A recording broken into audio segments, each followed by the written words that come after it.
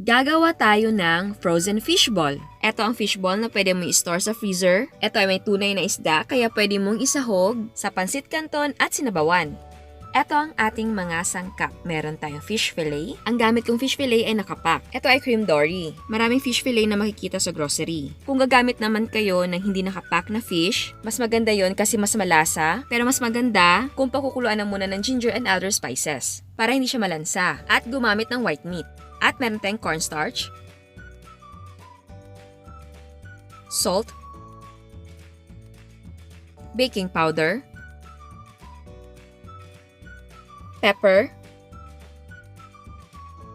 white sugar,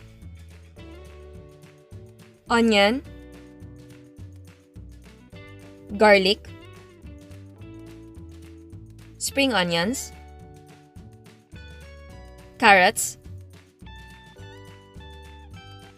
water, at meron tayong extra lukewarm water para sa pag-form ng ating fishball. So, unang gagawin natin, ito'y optional lang naman pero mas maganda kung pipinuhin natin yung ating carrots and spring onions.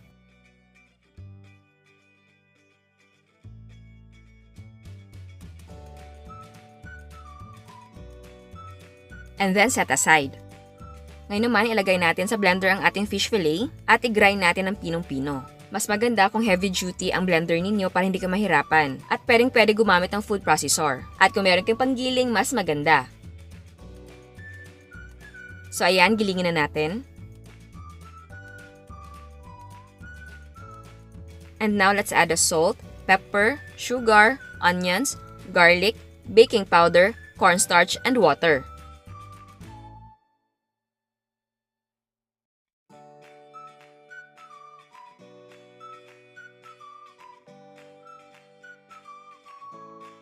Gilingin natin hanggang magkapareho na sila ng texture. At pwedeng gumamit ng kutsara to push down the mixture para hindi ka mahirapan sa paggiling. At ilagay na natin ang carrots at spring onions. And grind again until well blended.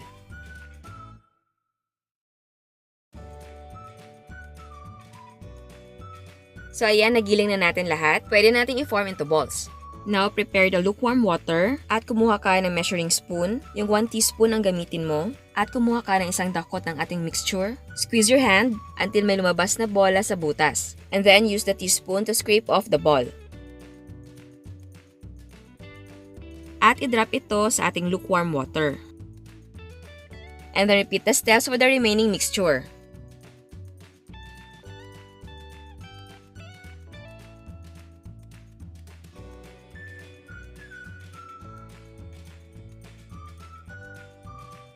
Now, let's bring our water to a simmer. So, ayan, mainit na yung ating tubig. Ilagay na natin ang ating mga fish balls. At isimmer natin siya for 20 minutes. At hintayin na mag-float ang ating mga fish balls.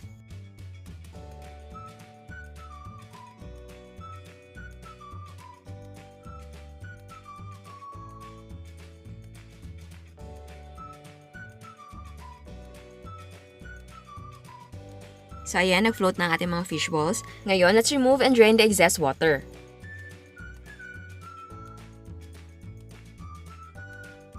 At palamigin na muna natin bago i-pack.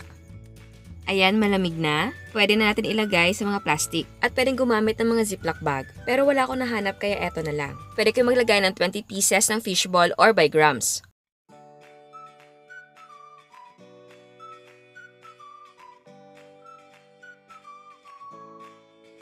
At eto na siya.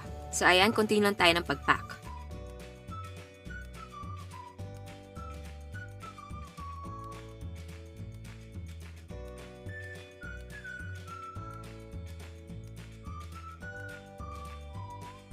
Para naman sa pag-seal ng ating plastic, since wala akong sealer, gagamit tayo ng aluminum foil at plancha.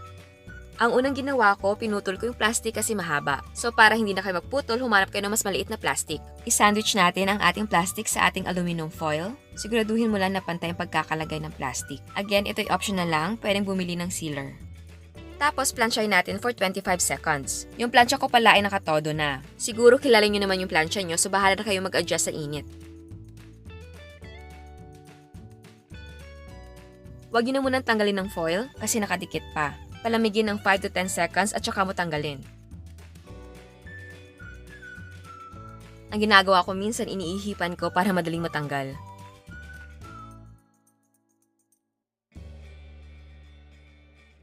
So ayan, sealed ng ating plastic.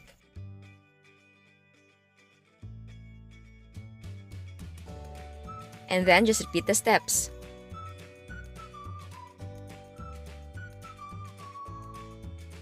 So ayan, sealed na lahat, so pwede siya ilagay sa freezer for 1 month. Pero kung gusto nang prituhin, gagawa na tayo ng sweet and sour sauce. Para sa sweet and sour sauce ingredients natin, meron tayong water, white sugar, salt and pepper, white vinegar, cornstarch, at haluin natin until ma-dissolve yung ating cornstarch. Ngayon naman, ihalo natin ang ginger, onion, garlic. Ilipat natin sa stove and turn the heat on. Ito ay optional lang, pwede tayo maglagay ng pork broth cube and continue ang paghalo at lutuin natin until maging thick yung ating mixture.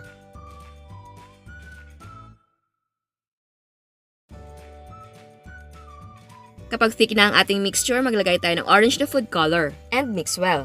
Ang paglagay ng food color ay optional lang, pero mas appetizing tignan kapag meron. Tapos lagyan natin ng sili. Actually, ang sili ay pwede mo na siyang isabay sa mga sibuyas, pero ayaw ko na masyadong maanghang kaya hinuli ko siya. So let's turn the heat off and let it cool. At i-transfer natin ang sauce sa malinis na garapon.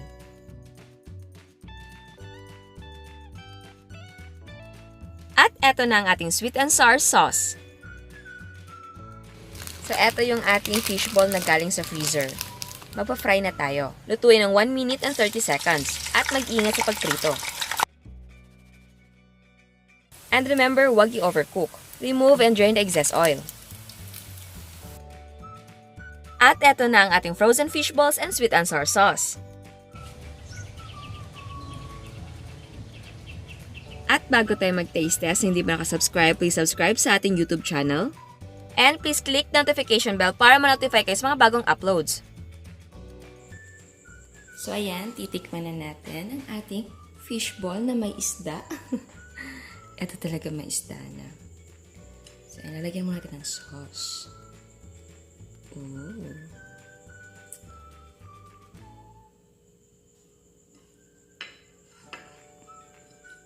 Ayan.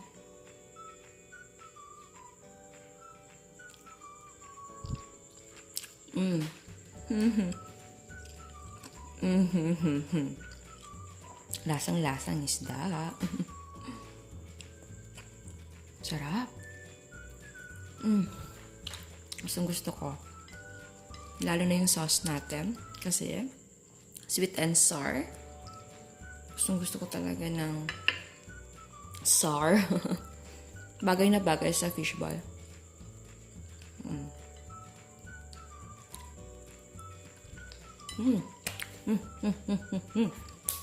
I like it. I love it. Sana itry nyo. And again, kung gusto nyong gumamit ng ibang fish, pwede. Basta white meat. And yes, mas malasa kung gagamit kayo ng fresh. And sa walang mga blender or walang mga food processor, walang mga panggiling, ang pwede nyong gawin, pumunta kayo sa market. Yun bang may isang place, diba doon, na pwede kayong magpagiling. Like, yung iba nga, dinadala nila yung mga ingredients ng pang peanut butter at doon nila pinapagiling. So, siguro naman, pwede kayong magpagiling ng isda with the fishball ingredients para hindi kayo mahirapan sa paggiling. Kasi medyo mahirap talaga kapag wala kang gamit sa bahay na panggiling. Lalo na kapag yung blender mo din hindi heavy duty. Kagaya sa akin, medyo nahirapan ako. Kung hindi naman heavy duty yung blender niyo, pero yung hatiin ng mixture para hindi mahirap yung paggiling, para madali lang. So, pwede ba yung portion ng paggiling using a blender? Pero yun nga, kung meron kayong food processor, malaking tulong yon. So, eto talaga yung fishball natin na may isda. Kasi yung isang yung sinabi kong fishball ni Manong, commercialized talaga yon. I mean, kung maglalagay tayo dun sa ating commercialized na fishball ng totoong isda, syempre, mas mahal siya at hindi na siya patok sa mga bata, alam mo na. Pero yes, yung recipe yon, pwede mong lagyan ng fresh na isda. Pwede. Kung gusto nyo yun, kasi mas mura yun eh. Kasi konti lang isda ang lalagay mo, kasi mas marami yung harina nun. Ito naman, mas marami ang isda. So, mas mura pa rin yun i-compare dito. Pero, pwede nyo namang i-commercialize, pero hindi talaga ganun ka mura ang benta. Kasi, may isda ka nang inilagay. Alam mo naman, mahal ang isda ngayon. And again, huwag nyong i-overcook kasi magkakaroon ng wrinkles ang mga fishball ninyo. Tsaka, huwag na kayo mag-worry na hindi siya golden brown kasi luto naman yung ating fishball. Kasi nga, diba, nag-simmer tayo for 20 minutes bago natin siya binalot. So, okay lang hindi siya golden brown. So, ayan, uubusin ko lang ang fishball na may totoong fish. Sana nag-enjoy kayo and see you sa next natin na recipe. Ciao! And yes, hindi lang pamprito ang ating fishball. Pwede mo isahog ang fishball sa sabaw. Naglagay lang ako ng gulay at miswa. And don't forget, pwede maglagay ng fishball sa pansit canton or sa sutanghon. At eto ang mga prices ng ating mga sangkap. Ang gagawa natin costing ay ang fishball lang. Ang nagawa natin ay 115 pieces. Ang cost per yield ay 1 peso and 89 cents. Pwede mo ibenta ng 50 pesos per pack. Pwedeng 20 pieces ang laman ng per pack or pwede mong gawing per grams. And again, magdidepende ang selling price kung magkano ang sangkap sa inyo. So ayan, thank you for watching and sana nagustuhan niyo ang recipe natin ngayon. And please don't forget to subscribe sa ating YouTube channel. And please click the notification bell para ma-notify ka sa mga bagong uploads. And please like our Facebook page and follow us on Instagram. Thank you!